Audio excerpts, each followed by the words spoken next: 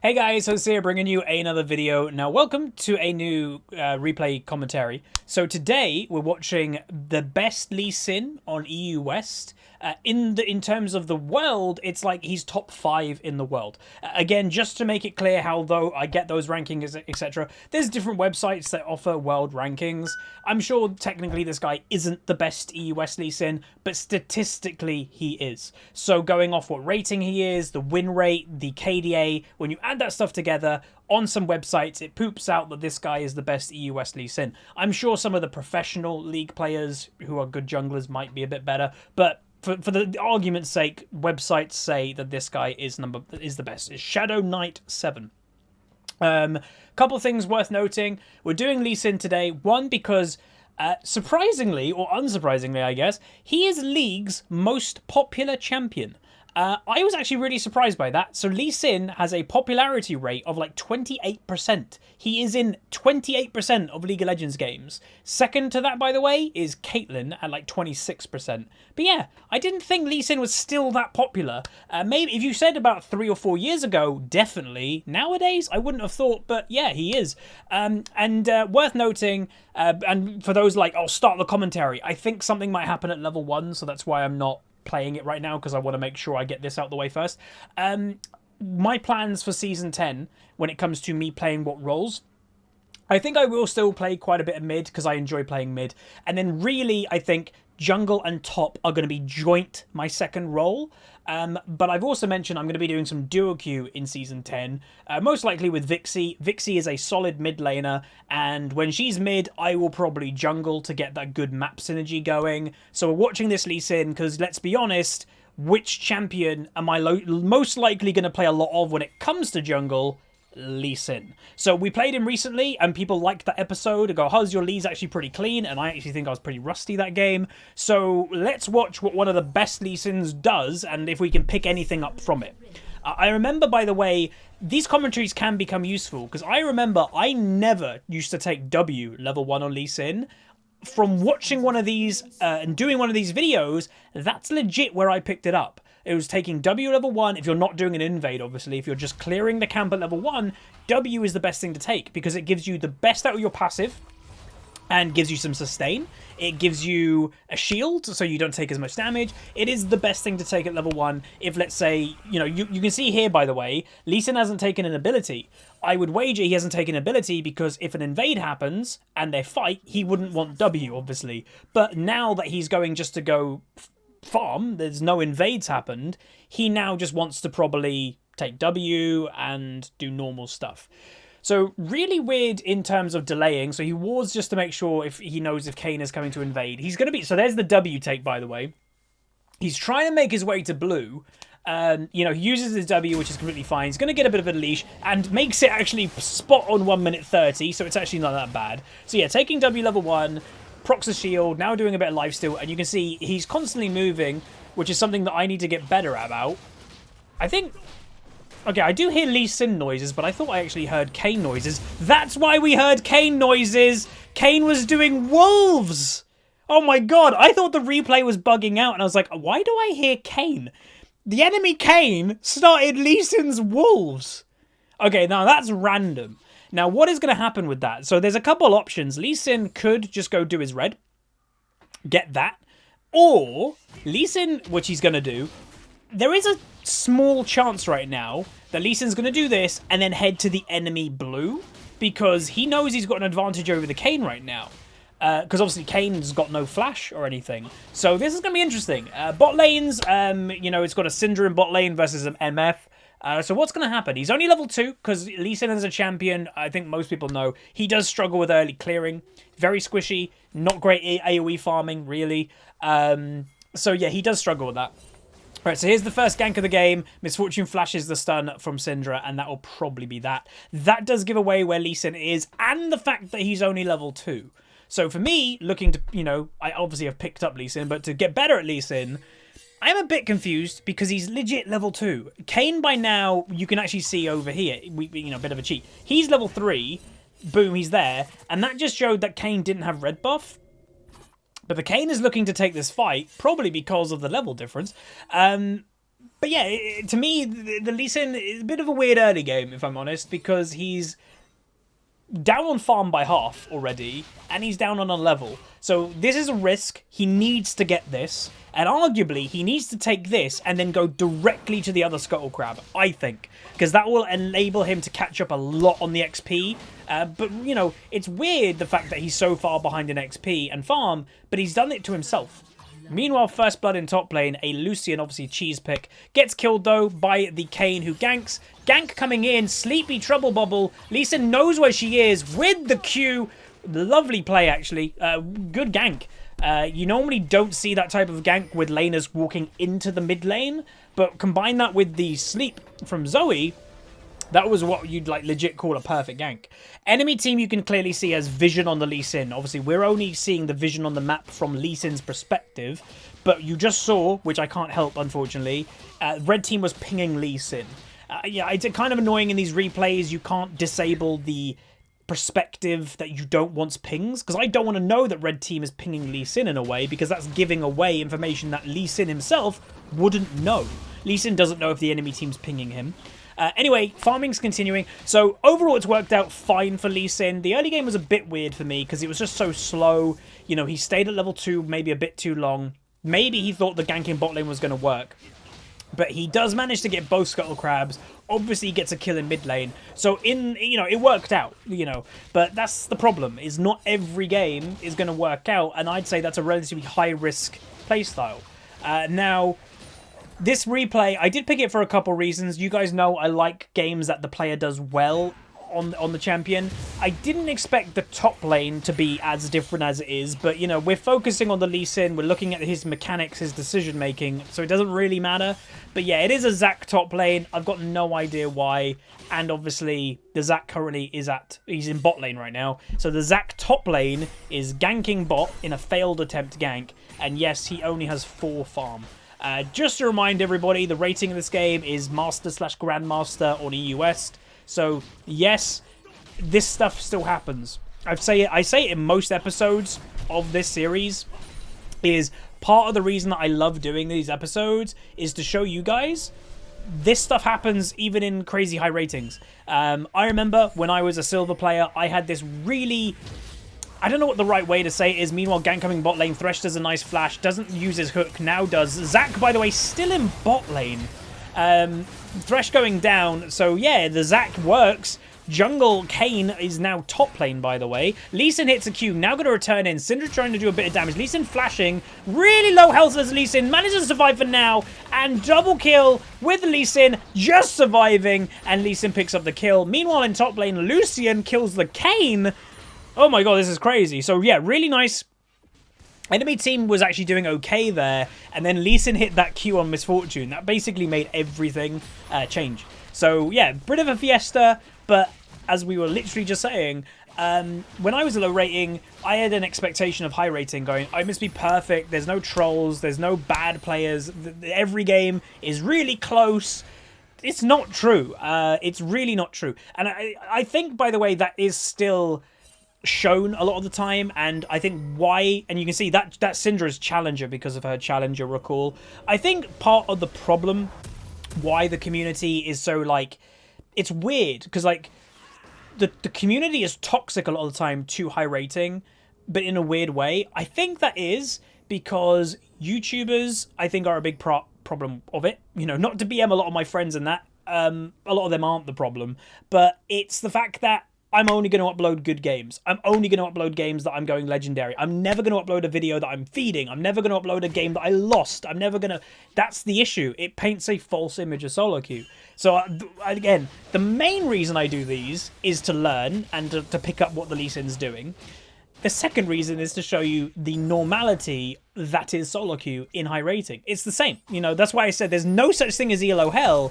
If you truly believe in ELO hell, take my word, it's just solo queue. Really clean play by Lee Sin. Not sure he's going to survive. Oh, okay. Does it really nicely timed, but does the Kayn does flash over to follow him. So he will end up dead. Lucian, you can see in top lane, is coming down. This is a potential kill on if Zoe and Thresh from the right is going to continue. Lucian may be going for the wrong target. Nope, never mind. Now can he go over to the Akali? Zac in the area. Not really going to be able to do anything. again, if I had to guess, this is probably a one-trick Zac that got top lane, and, you know, like a lot of one-tricks in high rating, they can't play anything else, so they have to play their one-trick in any lane. That's my guess. Boom. Nice kill by Lucian there. So, you know, I'm not a fan of Lucian top. I hate cheese picks, but let's be honest, Lucian top is better than Zac top. Alright, so Lee Sin continues farming. Build-wise, he's actually gone, which is actually interesting to me, because that's something that I never do. He's gone Red Smite Lee Sin. So Red Smite is good for what I would call duelist junglers. They want to extend their trades, they want to extend fighting, they want to duel people, right? Lee Sin isn't generally a duelist jungler. Nice gank. He isn't really a duelist jungler. He's more of like, you know, burst, do the play really quickly rather than extending it. So that does confuse me a bit. Because obviously you get 20% damage reduction on the target that you smite for 3 seconds or something like that. Which is really good, but like usually Lee Sin's play or whatever he's doing is over in 3 seconds. So I don't really know why you do Red Smite unless he's really scared of the Kayn in the 1v1. Well, I guess the 20% damage reduction isn't bad considering they have an Akali and a Kayn. That might be why. 2 assassins, because there is a dragon play on, and yes, Zac is still there. Oh, Lee Sin! Oh, that was cool. He actually mucked it up a little bit though. Will he make it out? No, he won't. Damn. So if you're wondering what he just did, it was actually clean to begin with, but he didn't have the damage to finish off the kill. Dragon is still really low. 100 health Dragon. They will actually pick it up, does the Akali. And the fight actually goes a triple kill for the Zac. The fight's actually going negative for the blue team, who's at the lead most of the game. So yeah, this game isn't just a complete stomp anymore. Lucian, you could say it's a 4v5 because Lucian has remained top lane. But yeah, what a weird situation to be in. What the hell's going on? So yeah, Lee Sin actually played it really clean. He hit the Q. Not bad Zoe play, but not enough. He hit the Q on the Kayn, but it was out of range to land the second after the Q. So he placed the ward, W'd. That then gave him the range to Q in just one motion. It was really clean and really smooth. And just unfortunately, the Lee Sin didn't have the damage to finish off the Kayn. Meanwhile, Kayn gets killed, and well, sorry, Kayn kills Lucian, and obviously, yes, that is the negative in AD carry top lane. Something like a not even fed Kayn can kill a top lane fed Lucian. Like this Lucian, let's be honest, is quite fed. He's got 100 farm versus his lane opponent with 17. So in terms of the game, he's pretty strong. Oh, nice Q hit. Don't know if he's going to have the damage to finish her off. Obviously, E gives vision, and he will pick up the kill. That's a really nice kill. Wasn't expecting that. Lee Sin did flash for that as well, but worth it, I would say, just to shut down the Akali completely, get her out of lane. Zoe's just returned to lane, gives her free farm, maybe even gives her a tower plate, potentially, if no one on the red team goes and covers the lane. So once again, the Zac not interested in top lane. This is bizarre. Like, hopefully you guys don't mind, and yes, this game's a bit of a weird game to do, but hopefully it's entertaining more than anything else, because, yeah, this is high rating, and you have this type of thing. Wow, Lee Sin gets destroyed. So yeah, the Lee Sin is still making mistakes, mainly of like he's thinking he can do more damage than he's expecting, it feels like. It is a trade, 1-for-1, but yeah, the Lee Sin's died now 2 times by going pretty all in without then doing enough to kill, you know. It was here and now here, so still mistakes. But what you could argue, and you know, some people may go, and trust me, it happens in the comment section, I'll mention something in a minute, but this is arguably the best Lee Sin on EUW'S statistically. There's going to be people watching this video, I don't look that good. The thing with champions like Lee Sin in solo queue, especially in the rating that this guy is in, you have to be very aggressive to make it work. Lee Sin falls off at this rating, even more so than anywhere else in the game. So you have to get fed. You have to try and make plays. So this guy will get really fed or probably have a bad game. This game he's kind of doing mediocre, but that's the general premise. But yeah, just to make the point clear, it's a small trigger point of mine. Nice kill there. And Lee Sin will pick up the Kayn. Small trigger point of mine is when I do these episodes. We watched the best Katarina not that long ago. And there's people, I'm silver and I'm better than this Katarina. No, you're not. You have to remember, a big thing that a lot of people forget is the mechanics of a champion are whatever. To pull off the mechanics in the rating that this person is in is another story. If you're a silver player, you're playing against silver players, right? It's a lot easier to do mechanics in silver because your enemies are slower. They're reacting slower. They, you know, whatever. This is a high rating game. The Syndra in the game is Challenger, so this is potentially Challenger MMR. It's harder to pull off champions the higher rating it is. So no, you're not as good as these players. I know some people won't like me saying that, but it's very obvious. But yeah, especially in the Katarina episode, a lot of people were saying that, and I'm like, oh boy. Anyway, Syndra gets destroyed. And yes, by the way, that is Blue Kayn. There's a couple of things that were, you know, the thing with Kayn, and I think a problem with the champion is you have to actually basically commit nowadays to the form of Kayn before the game technically begins. Because if you're doing Blue Kayn, you arguably need Dark Harvest. If you're doing Red Kayn, you probably need Conqueror. So if you're having a bad game on Kayn, but you've taken Dark Harvest, you can't really go Red Kayn because you've got Dark Harvest. It's kind of useless. So you kind of have to commit going to Blue. The same goes for if you're playing, oh, I'm going to just do Red Kayn this game, but you end up going 10-0 in the first 5 minutes or whatever, you probably still have to go Red Kayn, even though Blue Kayn gives higher, you know, carry potential. It's kind of they're separating kind of the two different builds of Kayn, which I say is a problem, because the idea of the champion originally was, oh, you know, he's kind of flexible. During the game, if you think you need to go Assassin, you can do that. And if you think you need to go Bruiser, you can go Red Kayn, you can do that. Yeah, but not when the separation of the builds that you can't change in-game, Conqueror or Dark Harvest, you can't change that in-game. So you have to commit to one of the forms before the game begins. I've always seen that as a problem with modern-day Kayn. When he first got released, I don't think it was as big of a problem, because Conqueror was obviously different, but yeah. Anyway, Rift Herald has been taken. It's actually kind of rare to see Lee Sin's actually want to take Rift Herald. Or at least take the buff. He's ignoring the Lantern. No, he doesn't. Gets it in the end. Kayn goes down. Oh, sorry. Kayn gets another kill on the Lucian. So you can actually see, meanwhile, Lee Sin smites the Blitzcrank, which obviously gives damage reduction and true damage. Zac coming in with his ultimate. Lee Sin kicks him. Doesn't go anywhere because of the Thresh Fillet. Misfortune ultimate over the top. So yeah, the red team is actually starting to pull this game back, which is very interesting. They get a triple kill in the end. That will also give Dragon advantage over to them. So from what, in the early game at least, was actually going really well, this game is becoming a lot closer. And remember, when it comes to team comp, yes, Zac Top isn't a good pick, but you can see that he is still going to be useful. Arguably more useful than a Lucian. Furthermore, the blue team isn't what you'd call a balanced team comp. They have 2 AP mages, 1 AD carry, and a non-tank Lee Sin. He's got Edge of Night, which I'll probably explain in a minute. He's got Edge of Night, so they are very squishy. You know, the Thresh as well hasn't gone for like an early tank item. He's gone for Redemption. So very squishy team versus Blue Kayn and Akali, 2 assassins, with also Misfortune with her ultimate over the top. So this game could go very easily bad for blue team. They still hold a bit of an advantage. They're about 4,000 gold ahead. They still have a couple more towers. They're a bit ahead in kills, but this game could go bad. On the flip side, what blue team has is snowball pressure. Because of how squishy they are, obviously, usually the squishier you are as a champion, the higher damage output you potentially do. Generally, that's a rule of thumb, if you're not a support at least. So blue team, meanwhile, Kayn does a lot of damage there. Blue team has a lot of damage output, so they can kill things like the Kayn if they manage to do what they just did. Group up, focus him down. So that's the advantage of blue team's comp. Overall, if people are like, what comp do I actually prefer? I honestly probably prefer red team's comp.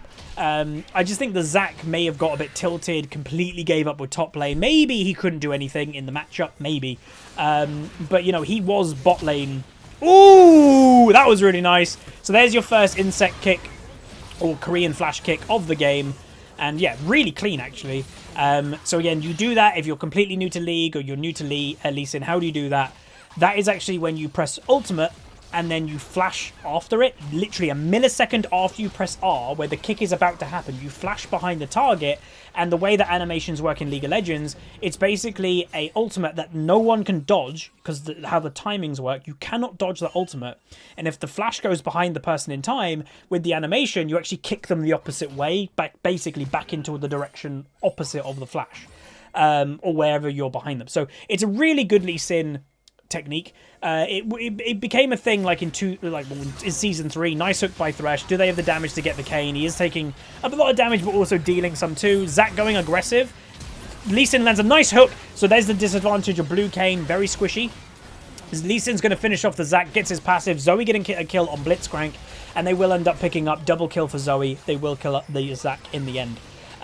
So yeah, season 3, I believe, is when the insect kick happened. So why is it called Insect? I hear people in the back asking.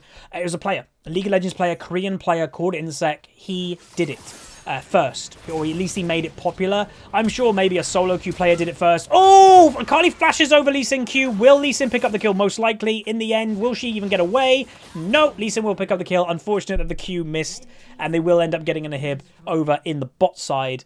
But yeah, he did it first, or at least made it popular. It's the same for Mad Life. If people have heard of a Mad Life, he was a famous Thresh player. And I think, like, the term isn't really used as much anymore. Meanwhile, the Lee Sin just focused the inhibitor. I think a Mad Life... Oh, he gets a nice kick on the end. Nice play by Lee Sin there. I think a Mad Life is when you Thresh hook something predictively. But someone, you feel free to correct me on that. Because, yeah, Mad Life, it's weird, isn't used anymore. Meanwhile, Kayn does get killed by the Lucian somehow. They should probably back out. Big advantage, though, for blue team. And like we mentioned earlier, their comp has disadvantages. They're not balanced, but they have a lot of damage. So if they can get the red team on the back foot, kill one person, then continue the snowball, red team is in big trouble. And that's what's happened just the past couple minutes. You know, it's not impossible for red team to lose this game. It's just very hard to, you know... It's going to be very hard for them to make a comeback. I actually am going to, while nothing's happening, I'm going to just quickly check, because it's just personal interest. I have to see, excuse if there's FPS lag on the screen now, by the way. I have to see if this is a Zac one trick. I have to. My interest has, yeah, it's just too high. It is a Zac one trick. So he's got 763 Zac games and then 70 Soraka games, I guess, when he's given support. So yeah, that is what I'd call on his it's a one trick completely. And yeah, he play okay, no. So he does play Zac top, but he does main jungle. So it's both. Very interesting. I don't know why you do that. Again, I don't get one tricking, but that's the way that it goes. Not like, you know, you can play Zac. But without making this a big one-trick discussion as well, that's when I feel one-tricking goes too far. I'm going to take my jungle champion into top lane and probably have a disadvantage every single game that I play top. Like, I'm looking through his things here. All of his games, means a nice Thresh hook there. All of his games. He had a game that lasted a while. 68 farm. A game before that, 105 farm. Game before that, 37 farm. He doesn't get any farm. Like, to me, that's basically trolling. So I don't get it. But, yeah. So it must be his jungling that is carrying him to climb. It's kind of like, you know that the troll... meanwhile, the game is obviously kind of stompy now. Just to make the point clear, you know the guy that in North America trolls people with that Teemo support thing that goes mid? It's really weird how people think it's okay, because... you can actually see in the dude's match history, he never does that style of play when he's climbing. He gets to a rating that when streamers start to get involved, and then he starts doing that strategy for attention. But you can legit see he doesn't do it to climb, but he goes, oh, I can do it to climb. He doesn't. He plays like two other things. He doesn't even play Teemo basically to climb or whatever. He plays like Leona. So like... that's why I say be very careful with weird things like this. Overall, they don't really help. And, you know, off-meta picks, do they have their place? I mean, I guess that's kind of how sometimes the meta changes. But, like, I think it's pretty evident when it's not working that well. Or at least, you know, there's better things that you could be doing. You know, let's be honest. A big thing with League of Legends and solo queue is why... and life in general, let's be honest. Why... nice kill. He's going to probably die in the end, does die. Why make things harder for yourself? You know, make life and League and solo queue as easy for yourself as possible. Don't play Zac top is a great rule to live by, I'd say. Meanwhile, the game's probably going to be over. Syndra. Oh, the enemy team's surrendered. So I think that was a rage quit, by the way, for the Zac. So that's the way that it goes. So I'd say not the best quality game. So I know some people might be like, you know, that wasn't great. But it was fun to watch the Lee. overall, what would I say? Yeah, he was pretty good. Early game, it confused me because he was level 2 a lot. That was questionable because that could have backfired. If the Kayn pressured the Lee Sin more in the early game, when the Kayn was level 3, the Lee Sin was level 2, I think something more could have happened. Where they could have punished the Lee Sin, where the Kayn let Lee Sin get both Scuttle Crabs. That's really bad. Like, I don't really see why the Kayn allowed that. Mechanically, though, I think the Lee Sin was pretty good. Hit quite a few Qs, did a nice insect kick. Didn't do it a lot, though. That's another thing worth noting. You don't have to do it all the time. Like, I remember back in Season 3, when that became a thing, every Lee Sin was trying to do it every single kill. Like, and I'd say, it's weird, I'd say when I'm doing a Smurf series and I see Lee Sins, they love to try and do the insect kick, even though the play may not need one. So, as a big thing of Lee Sin, and what I'd recommend to you guys, is know when you need to do one and when you just don't. So, the play that he did it was good, because he kicked it directly back in his team, the Zoe or whatever, the Kali maybe that he used it on, I don't think was going to die unless he did that. So that was a good example. That was practically the only one he did this game, because he didn't really need to do another one. So know that. Don't force it. Just do it when it's naturally a good idea to do it. Don't waste your flash if you can just kill them straight up. So that's that. Hopefully you guys enjoyed. The build I didn't really touch upon. Edge of Night. It's a good idea, and that's actually something that might be the main takeaway that I take from this Lee Sin, by the way. I actually completely get why you'd buy Edge of Night on Lee Sin nowadays. So you saw this Lee Sin being very aggressive, because that's how you have to play Lee Sin in high rating. You have to, because you fall off, so you have to try and get ahead early. Lee Sin's weakness, we've seen it this game, is going in and getting killed, right? You know, he's pretty squishy, especially with this build. So Edge of Night allows him to just have one level of CC, immunity. That could be the difference of him getting the kill or not getting the kill, and it still is a beneficial item for him. It still gives him damage, it gives him health a little bit, I think. So yeah, a bit of health, bit of damage. So I think that's actually a really good idea on Lee Sin, and that's something that I never normally buy on Lee. So that is maybe my main takeaway from this game. Worth noting that this Lee did not go Tiamat, and I would just very quickly, before we end the video, does he ever buy Tiamat? No. From his match history that I'm looking at, he never buys Tiamat, but Edge of Night is in pretty much every single game that he plays on Lee.